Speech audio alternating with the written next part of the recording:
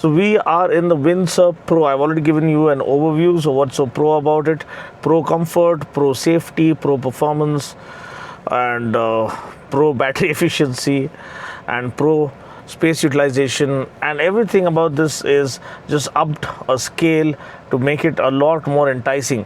So 8,000 bookings within a few days of its launch, and the pricing starts from 13.10 lakhs for the BAS, or the battery as a service variant, and goes all the way up to 18.10 lakhs if you want the entire package.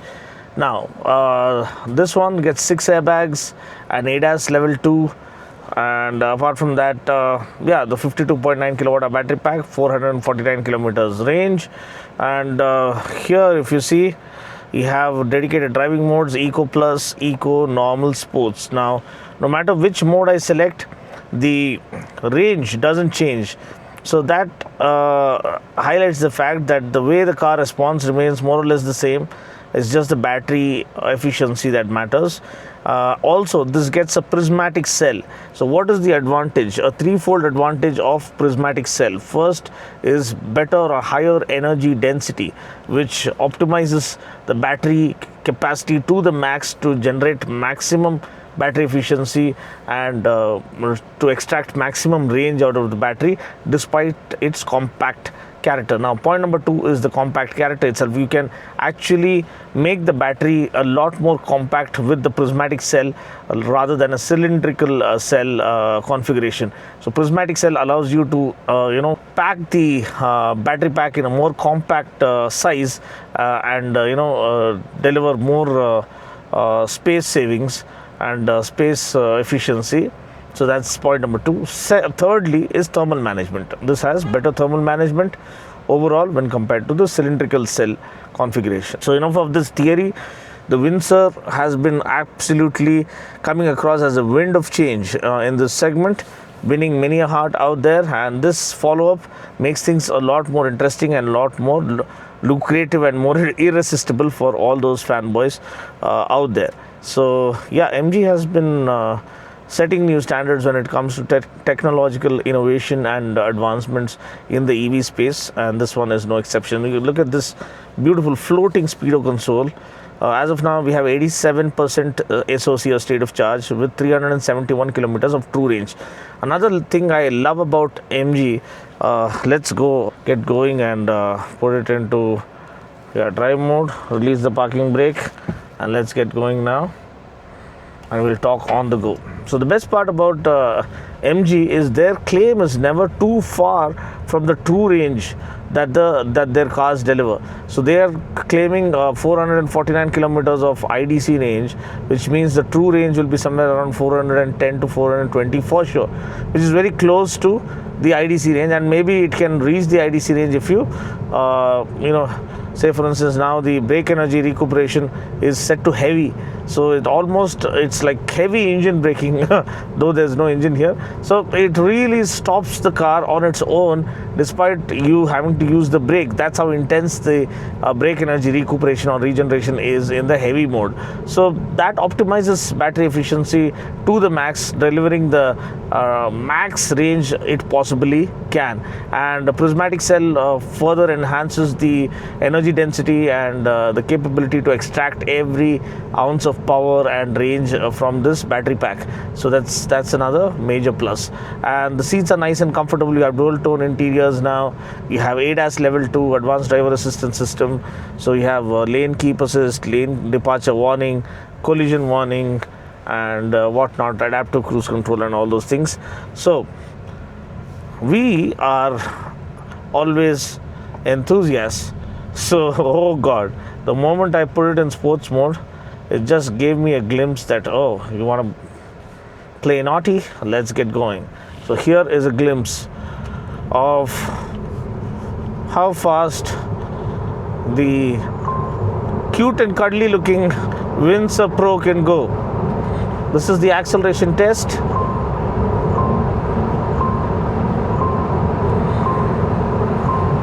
Rock solid, pretty stable.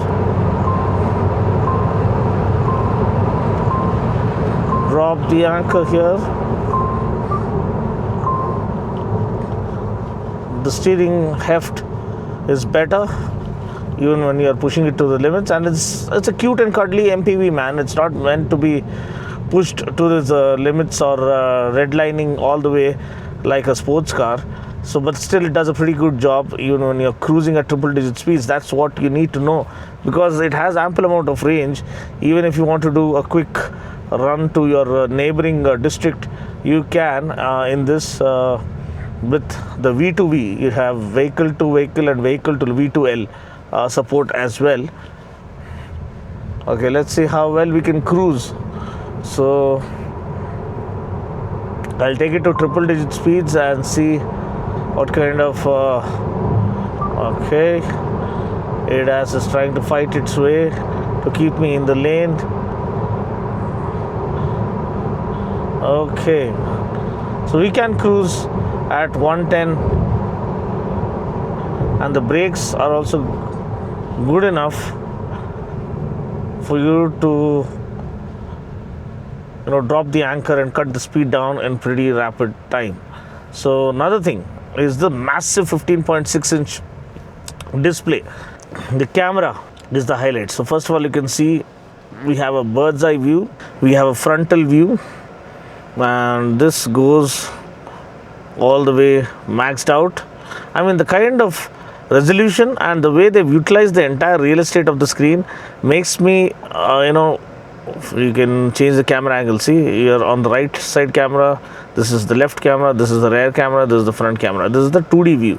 Now you switch to 3D view, you can move all around, all over the place and see what's happening around you. Now we are virtually on an empty road, so doesn't matter, but still you can actually turn around and see what's happening around you. Very crystal clear, crisp display, and that's something that I appreciate completely for a car in this price point. Nothing else comes close. So okay, we are reversing.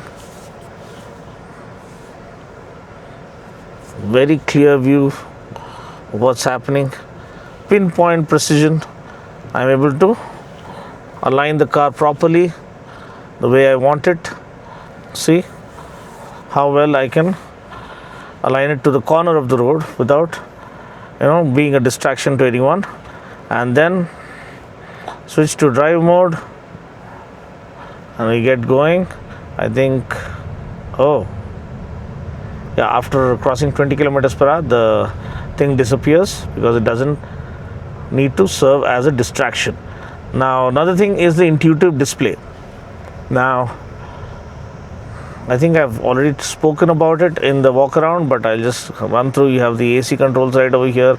Here it's very handy that one flick of the button you have all the driving modes and the energy recuperation here at your fingertips. You have the battery state of charge and how much this thing percentage is left, that's immediately displayed. CO2 saved is also displayed. How much battery is discharging, that is also displayed. So everything is very well sorted. And then if you want 360, you can just tap on the 360 icon, it goes into that, come out of it.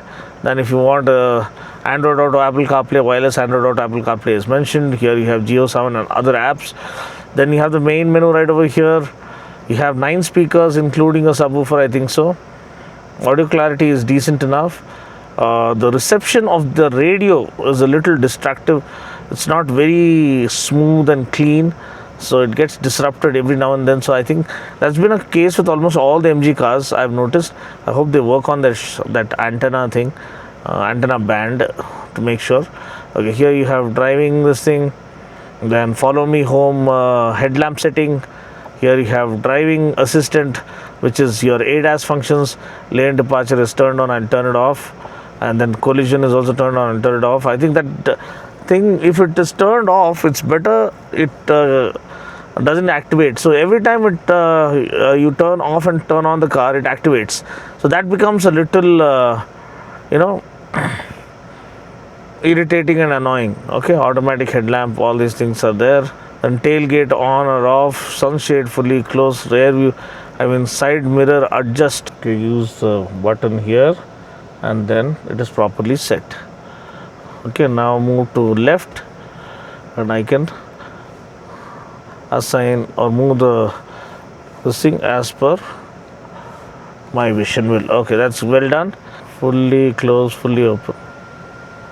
Okay, this is again sunroof opening up. Huge glass roof. So this is not a sunroof, it's a glass roof with a sun curtain. So that in this kind of scenario is kind of okay. Have more light into the cabin. So okay, now that's pretty much it. Now we are already in drive mode. So let's get going. Actually, the way you do it is actually put it in neutral when you are standing still. That's the way you drive any automatic car. So never put it in drive mode and stand still. So that is something you need to note to make sure nothing happens to your automatic transmission. That's in automatic ICE vehicles, but even in petrol, I think it's better to follow that norm. Now this display is so huge that some of the functions are hidden behind the steering wheel, so that you have to just peek around and have a look at that. But it's okay because the font, the legibility of the display, the brightness of the display, look at its sun is shining right on top of us, and still the display, the speedometer, the touchscreen infotainment system, everything is very, very clearly legible. And that's the best part about MG. I mean, their infotainment systems are one of the finest, and the rear view cameras, high resolution cameras, and now of course with the ADAS and other safety features on board, it makes things as foolproof as possible. Comfort is well taken care of. You have these quilted seats. It is good, but I think they could have done a better job. The side bolsters are good. Back support is also good enough. But a normal layout seat instead of this massive quilt pattern, I think a normal seat would have been much more comfortable. I'm not sure if you feel anything different having driven the Windsor. Please comment below. Let's try to do a quick turning radius test. Okay, not bad. Short turning radius. And then if we change to Eco Plus, does it make it a little too lethargic? Let's see. Yeah, the throttle response or the accelerator response is immediately apparent that it is not jumping off the mark. It is way too linear, but it is climbing up the chart in terms of speed. It's not restricting itself at some speed as 50 or 60. Only that the acceleration, the way the accelerator responds has changed in Eco Plus, and which is why the range remains more or less the same. Now we'll put it into normal. Normal is, yeah, best of both worlds. More than sufficient to perform those quick overtakes. And the steering, again, 2-spoke steering wheel. Somehow I feel they could have done a better job. This one, is this the same as the one in the Comet, if I can recall correctly? I think it's the same as the one that we see in the Comet. No doubt the Comet is a amazing car for its price, built to thrive in the urban jungle. But this one is larger than life, and this is the Pro variant. I think they could have gone overboard and given some kind of accents and made the steering wheel a lot more stylish. The kind of rush it has on offer, when you just floor the pedal, it just wants to take off.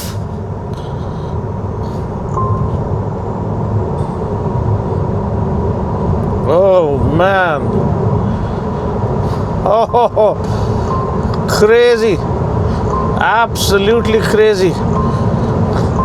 So, got a glimpse of the acceleration that the Windsor, the wind of change, has on offer. It's extremely quiet, and the AC efficacy is very good. That is something. See, the EV vehicles, they have to run everything on battery, so sometimes the AC isn't powerful enough, and we are in a hot summer mid-afternoon, and despite that the cabin cooling is very, very effective and efficient, and that's what makes this really a purpose-built MPV that is here to shine like the Northern Star and outshine the competition and outsmart the competition in every which way by bringing maximum value to this segment. So that is my opinion. What is your opinion about the Windsor Pro? What do you think about the other options available at this price point? Again, 13.10 for the battery as a service, that flexibility that you have, where you start paying for only how much battery you use, or an outright payment of 18.10 lakh to buy the entire package. What is your take on this? And do you think it's a good ploy to promote the EV lifestyle? I feel it's the way a revolution has begun, and this is here to stay. So feel free to comment below and let me know. If you haven't seen the walk around, please do watch the walk around, where I've specifically gone through every detail that you need to know about this beautiful MPV. And I'll catch you guys in the next video. Until then, take care, God bless, and drive safe.